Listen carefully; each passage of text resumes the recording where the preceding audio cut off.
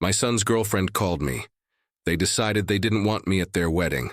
Send us $50,000 as a gift if you want to see your future granddaughter. I just smiled. On their wedding day, I crashed the ceremony and showed a video. The truth about the baby made her scream. I'm glad to have you here. Follow my story to the end and comment from which city you're watching me. That way I can see how far my story has reached. My name is Robert. I'm 64 years old, and I never thought my own son would break my heart in the cruelest way possible. But it wasn't really him who did it. It was her, Isabella. It was a Tuesday evening when the phone rang. I was fixing dinner as I always did at that hour when I saw Nathan's name on the screen. My heart filled with joy like every time my son called me. 3 weeks had passed since our last conversation and I missed him terribly. "Hello, my boy," I answered with a smile he couldn't see. But the voice I heard wasn't Nathan's. It was that sweet and venomous voice I had come to know very well over the past 2 years. "Hi, Robert. It's Isabella." My blood ran cold. Why was she using Nathan's phone? Where was my son? "Isabella," I managed to say, trying to stay calm. "Is Nathan there?" "He's busy," she responded with that coldness so familiar to me. "But I have something important to tell you." I waited, feeling my stomach contract. In the 2 years she'd been dating my son, Isabella had never called me directly. There was always something in her tone, in the way she looked at me when we were in the same room, that made me feel uncomfortable, like I was an intruder in my own son's life. "Nathan and I have decided something about the wedding," she continued, and I could hear the satisfaction in her voice. "We've decided we don't want you there." The words hit me like a punch to the stomach. For a moment I thought I had heard wrong. "Excuse me," I murmured, gripping the kitchen counter. "We don't want you to come to our wedding, Robert. We've talked a lot about this, and we believe it will be better for everyone if you're not present." "But I'm his father," I managed to say. My voice sounded strange, like it was coming from far away. "And that's why we hope you'll understand. If you really love Nathan, you'll want his special day to be perfect. No drama, no tension." Drama, tension. I had never caused any. "Oh, but you have, Robert. You always have something to say. You always have an opinion about our decisions. Nathan is tired of it." I felt like the world was crumbling under my feet. Had Nathan really said that? My son, the boy I had raised alone after his mother left us when he was 7 years old, really thought I was a problem in his life? "I want to talk to Nathan," I managed to say. "Nathan agrees with me, Robert. In fact, it was his idea." Lie. That had to be a lie. Nathan would never do this to me. But a small voice in my head reminded me of all the times in recent months I had tried to call him, and he hadn't answered. All the times I had suggested we meet, and he had an excuse. All the times Isabella had answered his phone saying he was busy. "However," Isabella continued, and I could hear her voice take on an even more calculating tone, "there's a way to fix this." "What do you mean?" "Well, as you know, I'm pregnant. Your future granddaughter is going to need many things. If you really care about your family's well-being, you could show your support in a more practical way." There was the real reason for the call. "How much?" I asked, though I already knew I wouldn't like the answer. $50,000 would be a good start as a wedding gift and for the baby. If you send us that money, maybe we can reconsider your presence at the ceremony. $50,000. My life savings. The money I had saved working double shifts as a construction foreman for 30 years. The money I had set aside for my retirement, for medical emergencies, to have some security in my golden years. "I don't have that amount available," I lied, because the truth was I did have it, but something inside me screamed not to give it to this woman. "What a shame, Robert. I guess you don't really care about your granddaughter as much as I thought. Can I please talk to Nathan?" "I already told you he's busy, and I already told you what his position is on all this. You have until Friday to decide.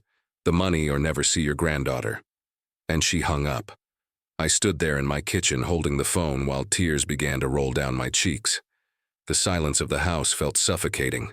For 2 years I had watched Isabella gradually distance Nathan from me. It had started subtly. Small comments about how I was too protective or meddling. Suggestions that Nathan needed space to grow as a man. Gradually, the visits had become less frequent, the calls more spaced out. And now this. I remembered the day I met Isabella. Nathan had brought her home for Thanksgiving 2 years ago. She was beautiful, I couldn't deny that. Tall, blonde, with a perfect smile and a way of speaking that was sweet as honey. But there was something in her eyes, something cold and calculating, that had immediately put me on alert. During that dinner, I had noticed how she dominated the conversation, how she interrupted Nathan when he tried to talk to me, how she looked at me with a smile that didn't reach her eyes when I told stories about when Nathan was little. After that visit, things had changed. Nathan, who used to call me at least 3 times a week, started calling only once, then once every 2 weeks, and in recent months, almost nothing. I sat in my favorite armchair, the one where I had rocked Nathan when he was a baby, where I had read him stories when he was a child, where we had watched movies together when he was a teenager. And I cried. I cried for my son who had become a stranger. I cried for the granddaughter I might never meet. I cried for the cruel woman who had entered our lives and changed everything. But as I cried, something else began to grow inside me, a small flame of determination. Because although Isabella thought she had defeated me, she had made a mistake. She had underestimated me and underestimated a father's love for his son. The following days were torture.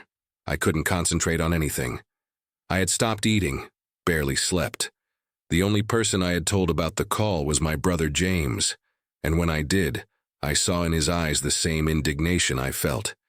James is 3 years younger than me, but he's always been the more practical of the two.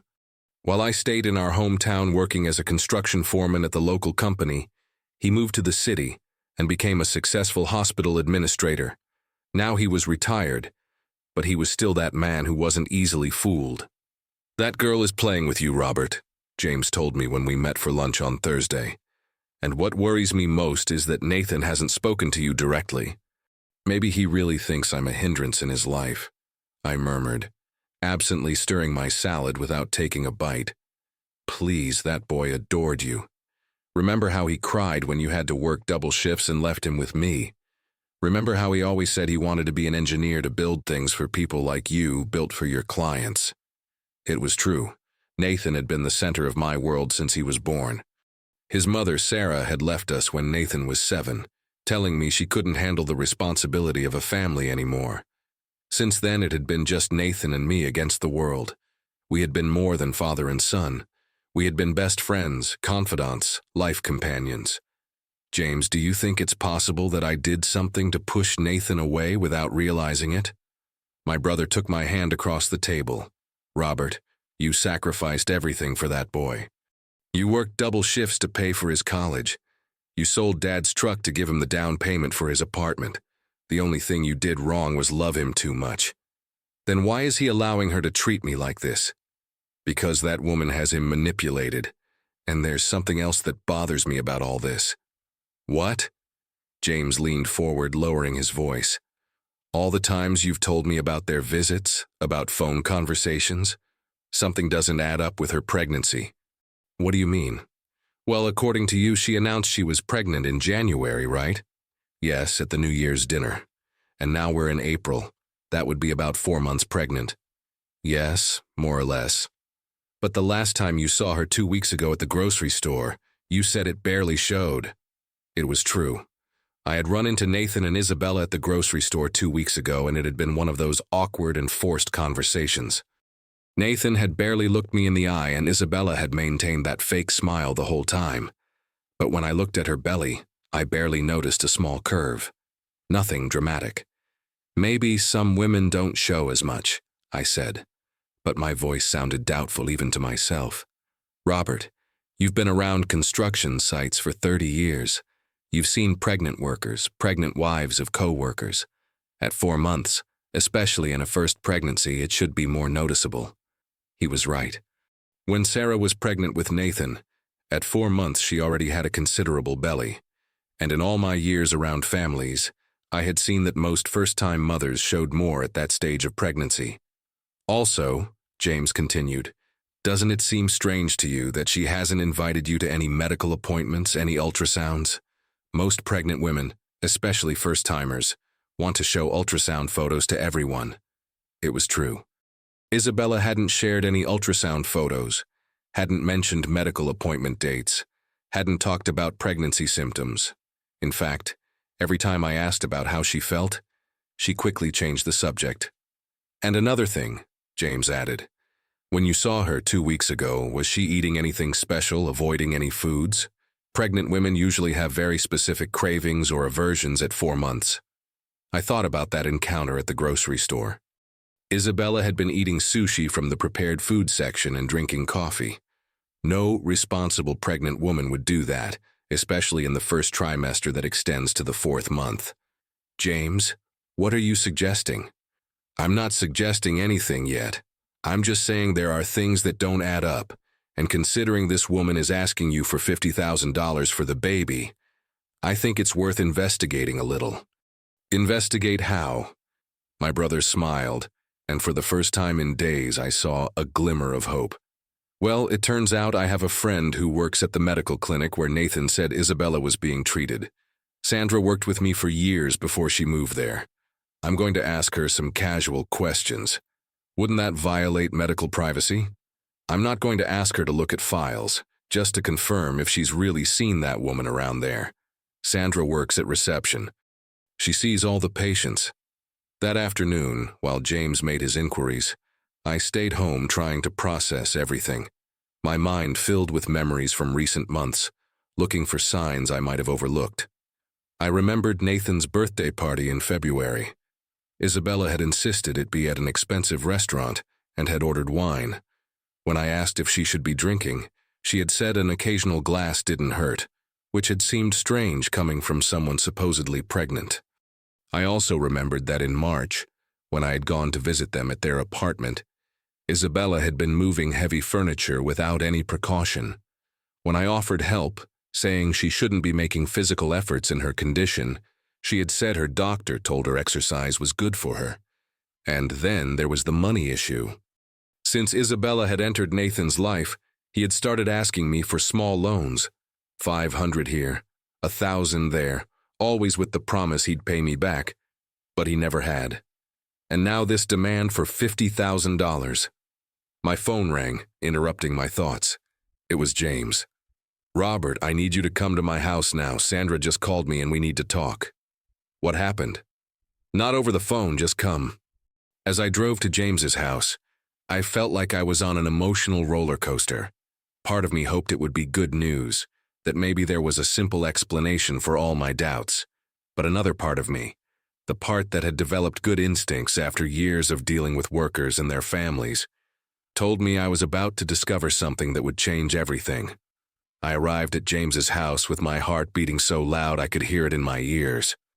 My brother opened the door before I knocked, as if he had been waiting by the window. "Come in quickly," he said, taking my arm and guiding me to the living room. James looked agitated in a way I had rarely seen. Even when we were kids and got into trouble, he always kept calm. But now his hands were shaking as he served me a glass of water. "What did Sandra tell you?" I asked, though from James's expression I already knew it wouldn't be good news. "Robert, sit down before I tell you this." I sat on the couch, gripping the glass of water like it was a lifeline. "Sandra says Isabella has been to the clinic, but not for pregnancy appointments." "Then for what?" "For general gynecology appointments. And here comes the worst part. Sandra discreetly checked the appointment system, and according to the records, Isabella had her last appointment 3 weeks ago. It was for a routine checkup, and in her medical notes there's no mention of pregnancy. I felt like a bucket of cold water had been thrown on me. But that can't be. She announced the pregnancy in January. Robert, there's more. Sandra told me that if a patient were pregnant, especially in her 4th month, she would have regularly scheduled appointments, blood tests, ultrasounds. The system would show an active obstetric file. Isabella has none of that. My hands started shaking so much I had to put the glass on the coffee table. "Are you saying she's not pregnant?" "That's exactly what I'm saying. And Sandra told me something else that gave me chills." James sat next to me, taking my hands in his. What? Sandra remembered seeing Isabella in January, right after New Year's. But she wasn't alone. She wasn't with Nathan, she was with another man, a tall, dark-haired, well-dressed man. Sandra saw them kissing in the parking lot before entering the clinic. My world swayed. If Isabella had been with another man in January and had announced her pregnancy at the New Year's dinner, the dates didn't add up at all. James, are you sure about this? Sandra has a very good memory for faces. She says she remembers it clearly because she thought it was strange that Nathan's girlfriend was with someone else. I got up from the couch. I needed to walk, move, do something with all the nervous energy building up in my body. But then what does all this mean? Why would she lie about being pregnant?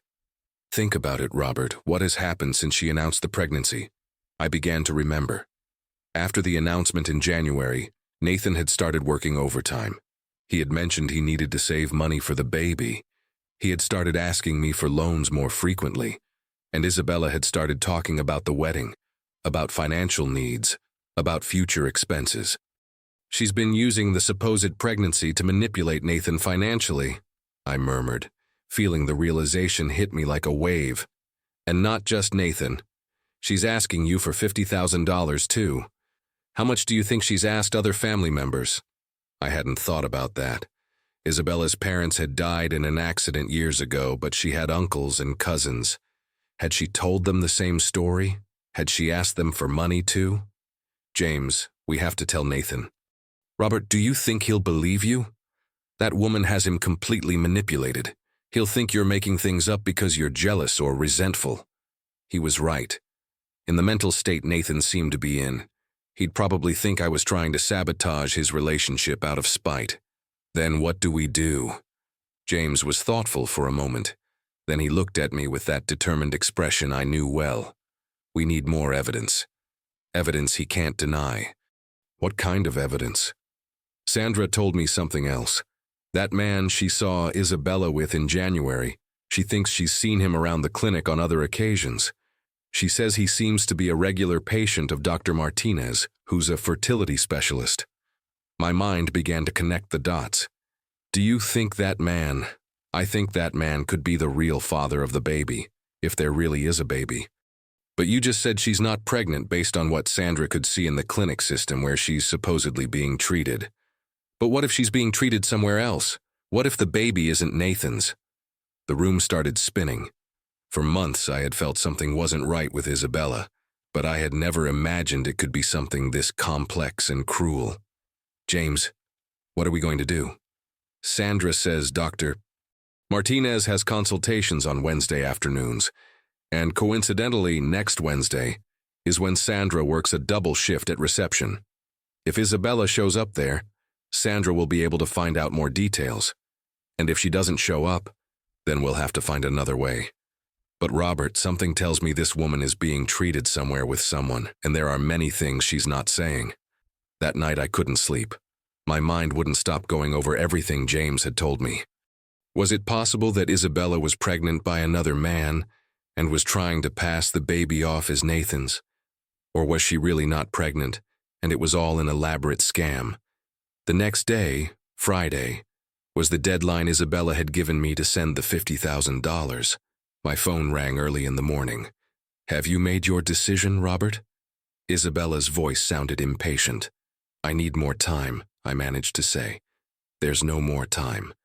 Nathan is very disappointed that you don't support his family. He says maybe you really are the selfish person I thought you were. Those words hurt more than I wanted to admit, because they sounded like something Nathan might say if he really believed I was refusing to help my future granddaughter. If you don't send the money today, consider yourself officially excluded from our lives, Isabella continued. There will be no more opportunities, Robert. This is your last chance to do the right thing. Isabella, can I talk to Nathan? Nathan doesn't want to talk to you until you prove you really support us. And she hung up. I stood there holding the phone, feeling tears beginning to flow again. But this time, along with the sadness, there was something else. Anger, a cold and determined anger toward this woman who had entered our lives and destroyed everything. I called James immediately.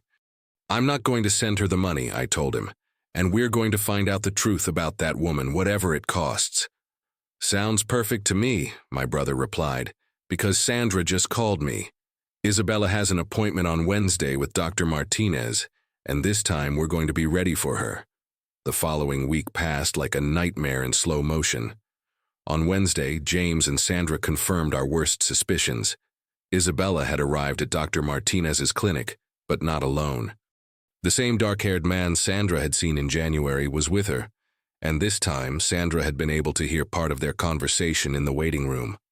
"Are you sure this is going to work?" Sandra had heard the man ask Isabella. "Nathan is naive. He'll believe everything I tell him," had been her response.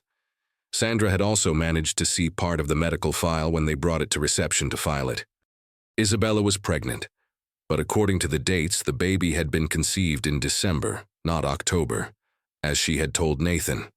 And the most shocking thing of all, the father's name on the documents wasn't Nathan. It was David Rodriguez, the man who had accompanied her. James called me that afternoon to tell me everything. When he finished talking, I remained silent for several minutes, processing the magnitude of the betrayal. "Robert, are you there?" my brother asked. "I'm here," I murmured. "I just can't believe someone can be so cruel." "What do you want to do?" It was a good question.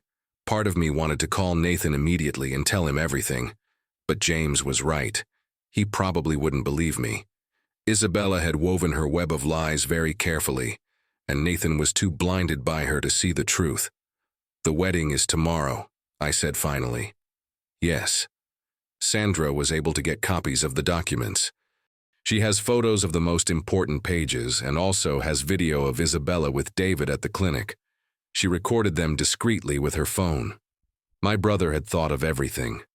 During my years in construction, I had learned that documentation was crucial. Without solid proof, it would just be accusations. "James, do you have the address where the wedding is going to be?" "Yes." Sandra told me Nathan mentioned it would be at the Riverside Country Club. "Why?" "Because I'm going." "Robert, they said they didn't want you there." "Exactly, and that's going to be their downfall." The wedding day dawned sunny and beautiful, one of those perfect days that seemed made for celebrations. Ironically, it was also going to be the day the truth came to light. I dressed in my best suit, the navy blue one I had bought for a wedding 2 years ago but had never worn. I put on makeup carefully, combed my hair elegantly. If I was going to face Isabella, I would do it looking like the dignified man I was, not like the desperate beggar she thought I was. James arrived at my house at 3 p.m. We had planned to arrive just before the ceremony started, when it would be harder for Isabella to throw us out without making a scene. "Do you have everything?" he asked as we got in the car. I touched my bag where I kept a tablet with all the photos Sandra had taken, along with the medical appointment dates and information about David Rodriguez. "I have everything." The Riverside Country Club was exactly the kind of place Isabella would have chosen. Elegant, expensive, designed to impress. There were luxury cars in the parking lot, and I could see through the windows that there were many guests. "Are you ready?" James asked. I took a deep breath. "Ready." We entered through the main door as if we were expected guests. The receptionist didn't even ask our names. He was too busy directing other guests toward the ceremony hall. We followed the crowd toward a beautiful covered terrace overlooking the river.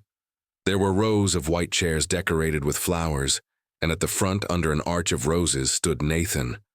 My heart tightened seeing him. He looked so handsome in his black tuxedo, but he also looked nervous and tense. For a moment I hesitated. Was I really going to ruin my son's wedding day? But then I remembered the cruelty in Isabella's voice when she had threatened me over the phone.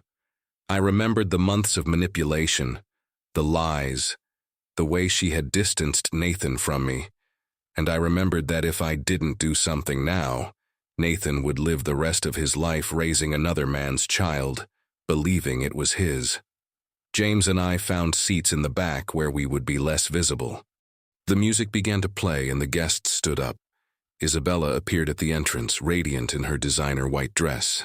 She carried a bouquet of white roses and a smile that would have fooled anyone who didn't know her like I knew her. She walked down the aisle gracefully, greeting guests with small nods. When she reached the altar, Nathan smiled at her with so much love it hurt my heart. My poor son had no idea what awaited him. The minister began the ceremony with traditional words about marriage, love, and fidelity. The irony was almost unbearable. If anyone present knows any reason why these two people should not be joined in marriage, speak now or forever hold your peace. It was time. I stood up slowly. I know a reason. A murmur of surprise spread through the audience. Nathan saw me, and his expression changed from confusion to anger. "Dad, what are you doing here?" Isabella had gone pale but quickly regained her composure.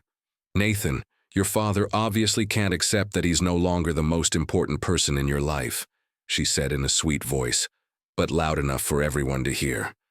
I walked toward the front, feeling all eyes on me. My heart was beating so hard I thought it would burst out of my chest, but my voice came out firm and clear. "Nathan, your girlfriend has been lying to you about everything." "That's enough," Isabella shouted. "Security, get this man out of here." But before anyone could move, James approached with the tablet in his hand. "Nathan," I said, "your girlfriend is pregnant, but the baby isn't yours." "Are you crazy?" Isabella shouted, but I noticed her voice trembled slightly. "The real father is named David Rodriguez," I continued, "and I have the medical evidence to prove it." James handed me the tablet, and I began showing the photos Sandra had taken. "These are the medical records from Dr. Martinez's clinic. They show Isabella is pregnant, yes, but the conception dates don't match what she told you. And here," I pointed to another photo, "is the real father's name." Nathan approached to see the screen, his face going from anger to confusion to horror. "Those are fake documents," Isabella stammered. "Are these fake videos too?" I asked, playing the video Sandra had recorded of Isabella with David at the clinic. In the video, you could clearly see Isabella kissing another man and hear part of their conversation about deceiving Nathan. Absolute silence fell over the audience. Nathan stood motionless, staring at the screen with an expression I'll never forget. "Nathan," Isabella whispered, trying to take his hand, "I can explain everything." He pulled away from her as if he had touched fire. "Can you explain how the baby that's supposedly mine was conceived a month later than what you told me? Can you explain why another man's name appears as the father on your medical records?" Isabella looked desperately at the audience as if seeking support, but only found faces of shock and disgust. "The date must be wrong," she said weakly. "Doctors make mistakes." "And the video of you with that man is also a mistake?" Isabella collapsed then. She literally fell to her knees, crying.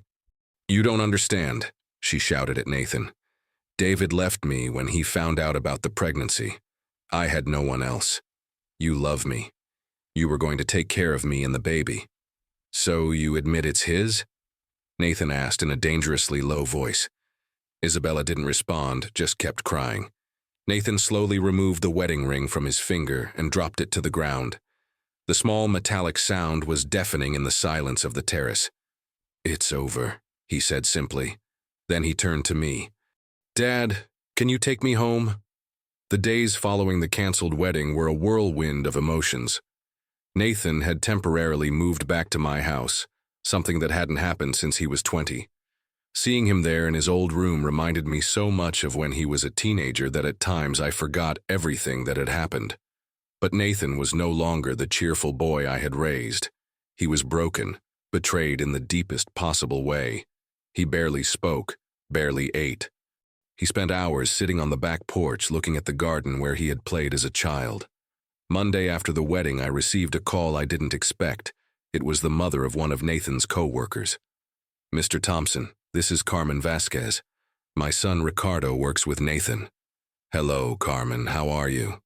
"I'm fine, but I was calling because I wanted to thank you." "Thank me for what?" There was a pause on the other side of the line. "Because you saved my family from that woman." My stomach tightened. "What do you mean?" "That Isabella, she had asked my Ricardo for money. She also told him that Nathan and she were going through financial problems with the baby on the way. She asked for $5,000 as a loan, promising to pay it back after the wedding. I sat heavily in a kitchen chair. Did Ricardo give her the money? Yes, last month. And not just him. She's been calling several of Nathan's co-workers, telling them similar stories. Medical problems with the pregnancy, unexpected expenses, always asking for loans she promised to return after getting married. I felt a wave of nausea. Isabella's manipulation had been much more extensive than I had imagined. How many people do you think she scammed? I don't know exactly, but Ricardo told me that at least 6 or 7 people from work had lent her money in recent months, some up to $10,000. After hanging up, I went to look for Nathan, who was in his room with his laptop. "Nathan, I need to ask you something." He looked up and it hurt me to see how tired he looked. "What is it, Dad?"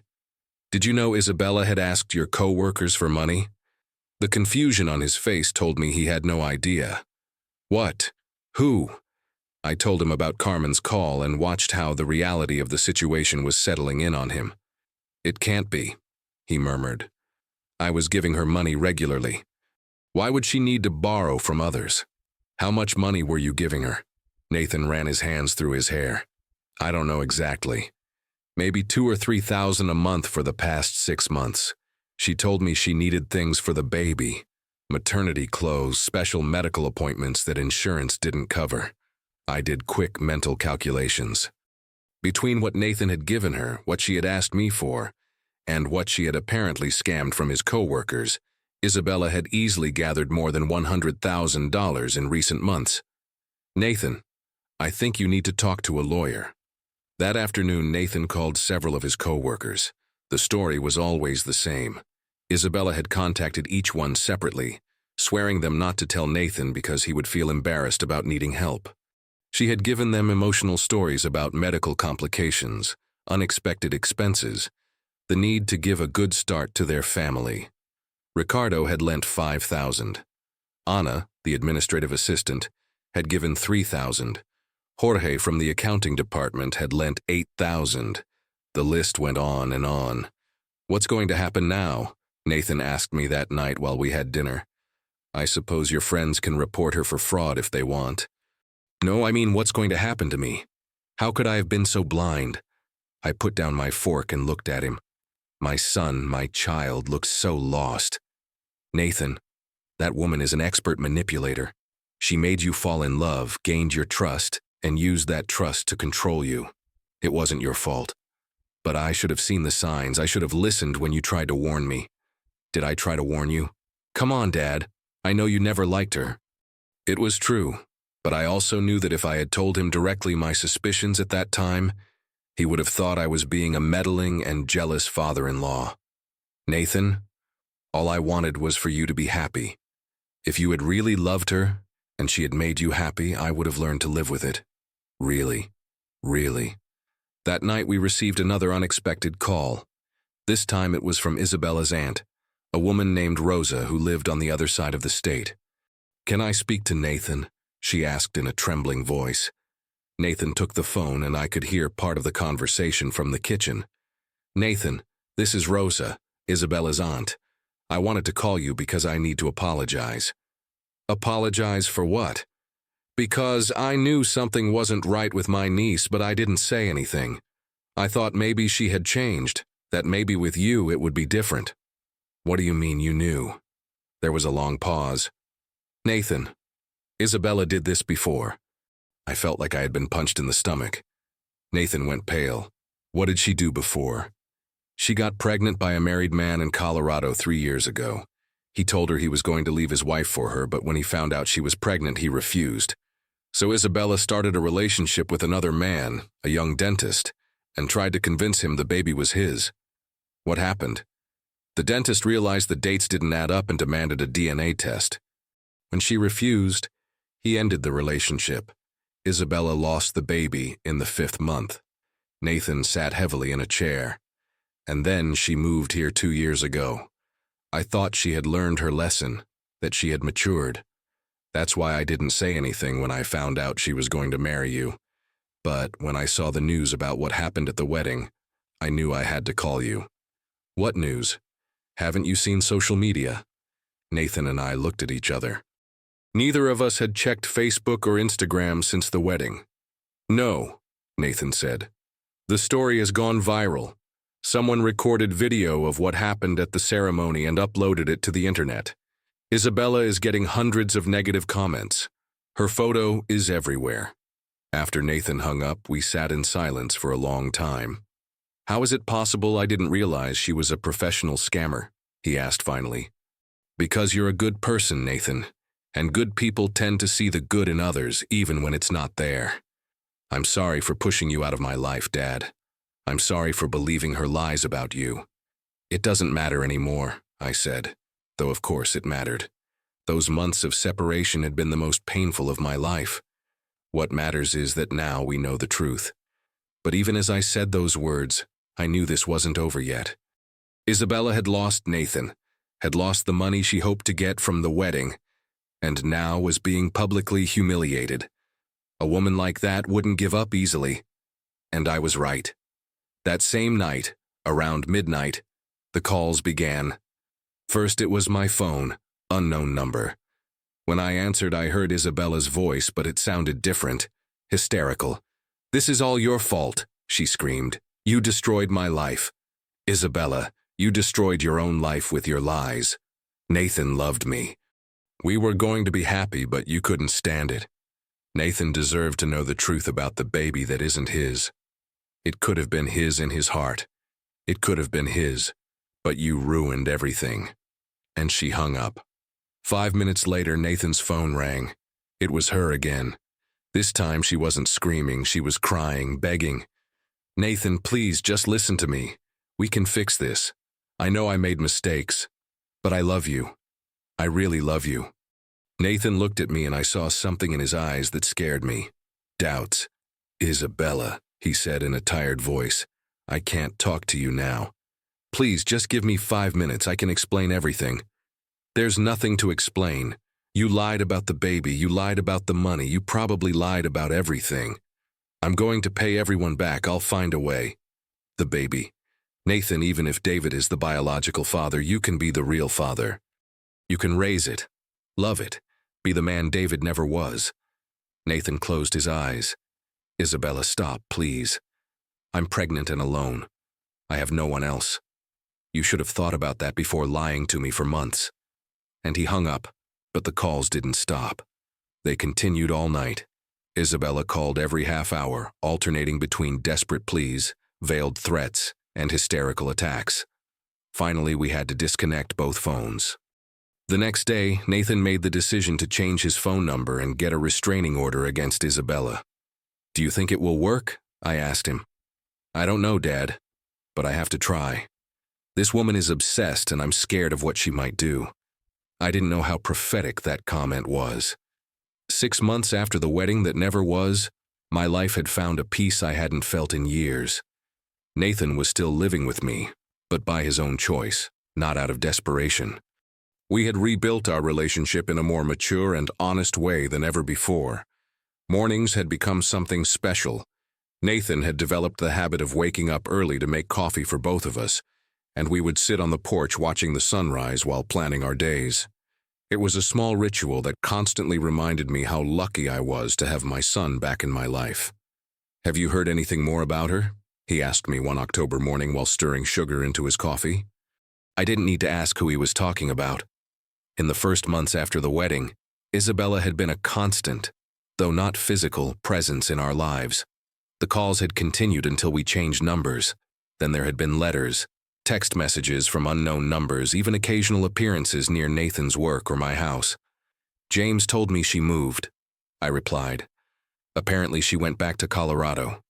Nathan nodded, but I noticed his shoulders relaxed slightly. Even after all this time, mentioning Isabella still made him tense. "And the baby?" "According to what I could find out, she gave birth in August. A girl. David apparently did take responsibility. James told me a friend of his in Colorado saw Isabella with him at the hospital. It seems he finally accepted his responsibility." Nathan was quiet for a moment, and I knew what he was thinking. For months after discovering the truth, he had struggled with conflicting feelings about the baby. He knew rationally it wasn't his, but he had spent months emotionally preparing to be a father. "Do you sometimes think about how it would have been," he asked me, "if the baby had really been yours?" I considered my response carefully. This was a conversation we had had several times in different forms, and I knew how important it was to be honest, but gentle. "I think you would have been a wonderful father," I said finally. "And I think when the right time comes with the right person, you will be a wonderful father." Nathan smiled, the first genuine smile I had seen when we talked about this topic. "And you think that time will come?" "I'm sure of it." And I had reasons to be sure. In recent weeks, Nathan had started mentioning a coworker named Andrea. At first they were casual mentions, but gradually he had started talking more about her. Andrea was an engineer like him. She was 2 years younger and apparently had a sense of humor that made Nathan laugh in a way I hadn't heard in a long time. "Are you having lunch with Andrea today?" I asked, trying to sound casual. Nathan looked at me with an amused smile. "Yes, Dad, and yes, I like her. And no, I'm not ready to bring her home yet." I laughed. I wasn't suggesting anything. Of course not. After Nathan left for work, James came to visit me. He had developed the habit of stopping by a couple of times a week since all the drama with Isabella. I think he worried about me more than he admitted. "You look good," he told me, as we sat in the kitchen with tea. "I feel good." "Really? No nightmares? No worrying about what might happen if Isabella comes back?" I had had nightmares, especially in the first months. Dreams where Isabella managed to convince Nathan to come back to her, where I lost my son forever. But gradually those nightmares had disappeared. "Sometimes I think about it," I admitted. "But James, that woman taught us something important." "What?" "That the truth always comes to light. Maybe not immediately, maybe not in the way we expect, but it always comes out." James nodded thoughtfully. "You know what impresses me most about all this?" "What?" "How you handled everything. You never tried to get revenge on her. You never tried to humiliate her more than necessary. You just exposed the truth and let the consequences follow their natural course." I had thought a lot about that too. When I discovered Isabella's lies, part of me had wanted to hurt her like she had hurt me. I had wanted to yell at her, insult her, make her suffer, but I had decided it wasn't worth it. The truth was powerful enough on its own. "Have you heard anything from Nathan's co-workers?" James asked. "The ones who lost money." Most decided not to press charges. They said the money wasn't enough to ruin them, and that the public humiliation Isabella had suffered was punishment enough. And Ricardo, the one who lost $5,000, he did press charges. But from what I heard, Isabella paid him back before moving. Apparently, David helped her pay some of the debts. That afternoon, Nathan came home with a special smile, the smile he wore when he had news he knew would make me happy. "What happened?" I asked him. "I had lunch with Andrea today." "I know," I said. "You told me this morning." "Yes, but I didn't tell you I asked her out this weekend as a real date." I felt a wave of joy. "And what did she say?" "She said yes." "Nathan, I'm so happy." "And Dad?" "Yes." I told her the whole story about Isabella, about the wedding, about everything. I wanted her to know the truth from the beginning. How did she react? She said she respected my honesty, and that any woman who tried to distance a man from his father wasn't worth it. That night, while preparing dinner, I reflected on everything that had happened in the past year. It had started with that devastating phone call, where Isabella had told me I wasn't welcome in my son's life.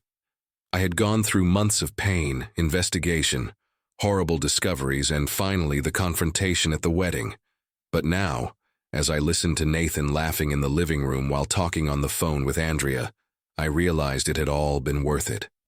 I had not only gotten my son back, but our relationship was stronger than ever. And for the first time in a long time, Nathan seemed genuinely happy.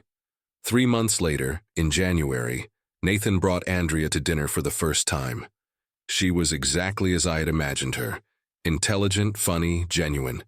But what I liked most was the way she looked at Nathan, not with the blind adoration I had seen in others, but with real respect and authentic affection.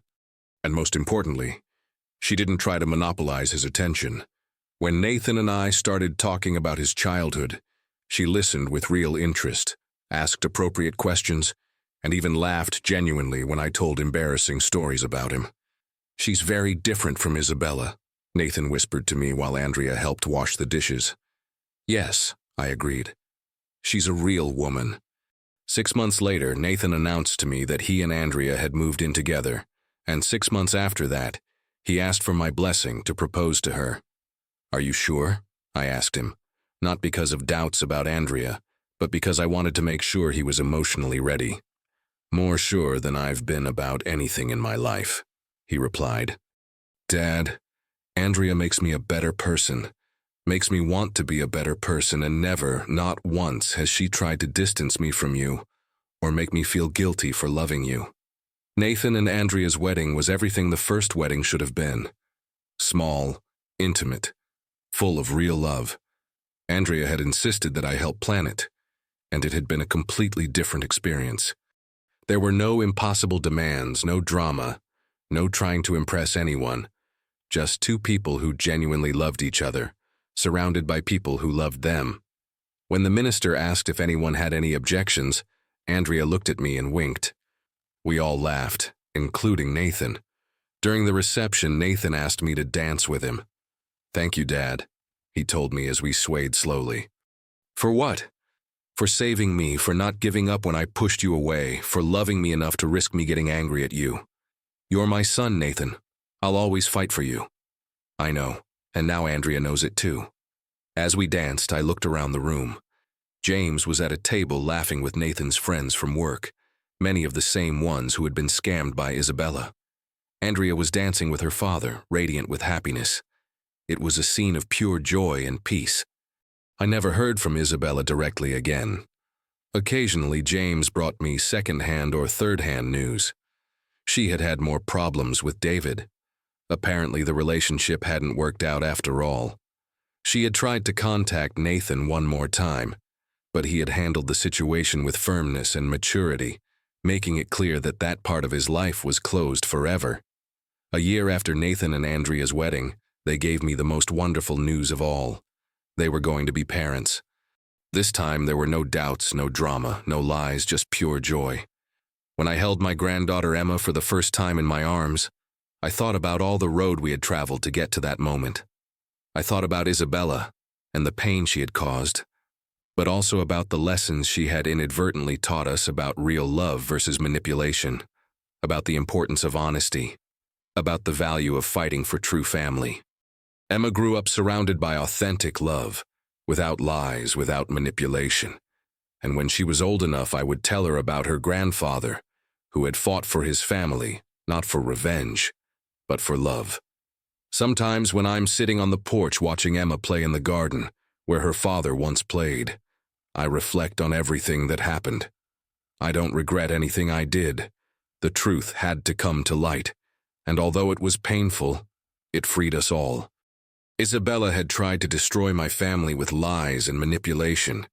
Instead, without meaning to, she had made it stronger, and that, more than any revenge I could have planned, was the sweetest victory of all.